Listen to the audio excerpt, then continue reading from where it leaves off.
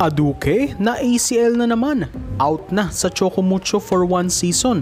Alyssa Valdez, nireveal naman ang secret ng Creamline. Pero magandang kuyadzukin mo tong subscribe at notification bell para update kayo dito sa ating channel. Isang nakakapanlumong balita ang inanunsyo ng Chocomucho Flying Titans sa kanilang social media nitong Sabado. Yan ay dahil opisyal nang kinumpirma ng Flying Titans na nagtamo ng ACL injury. Ang kababalik lamang na middle blocker ng koponan na si Aduque Ogunsanya.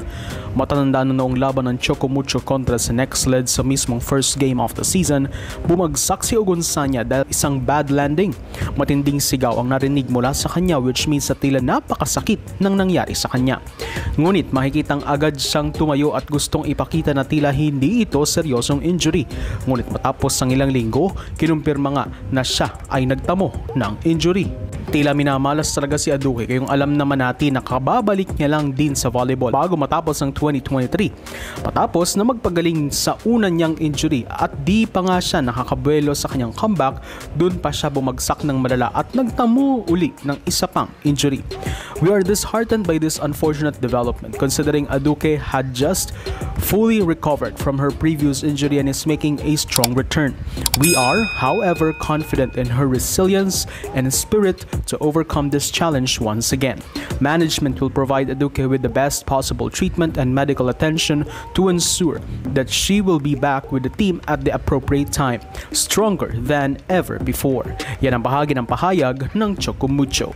Tila malaking blowout ito sa Chocomucho na mawawalan naman ang isang middle blocker, pero mas matindi ang impact nito sa karera ni Ogunsanya dahil sa ilalim na naman siya sa isa pang operasyon.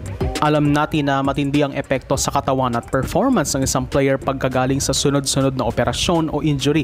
Maraming manlalaro ang di na nakakabalik sa top form nila, lalo na pag sunod-sunod sa injury ang kanilang natamo. We wish Aduque well and safe recovery. Samantala, from bad news, dumako naman tayo sa isang good news. Good news sa mga Creamline fans dahil wala pa silang talo sa pagbubukas ng PVL 2024 season. Dahil dito, natanong si Phenom Alyssa Valdez kung ano ba ang sikreto ng kanilang koponan kaya't napapanatili nila ang ganitong record.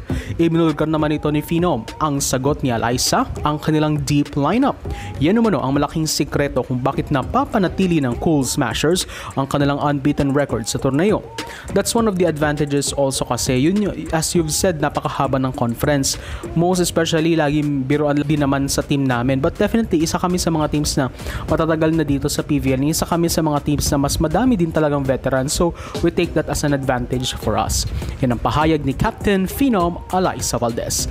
Matatanda ang halos every game, iba-ibang lineup na pinapasok ni Coach Sherwin, which speaks kung gaano kalalim ang kanilang lineup.